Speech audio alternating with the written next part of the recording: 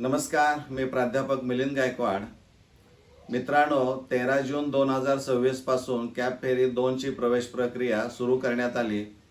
परंतु काही तांत्रिक अडचणी त्यामध्ये येऊ लागल्यामुळं ती प्रक्रिया बंद करण्यात आलेली आहे.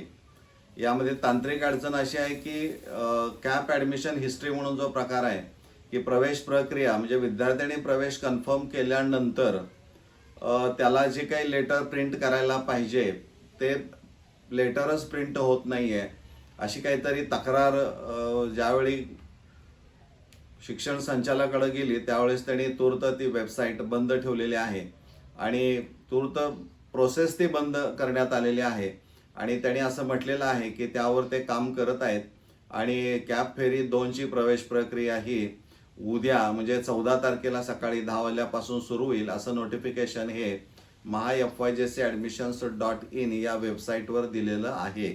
त्यामुळं विद्यार्थी मित्रांनो, सध्या तरी कॉलेजला कॉन्टॅक्ट करण्याची काही गरज नाही.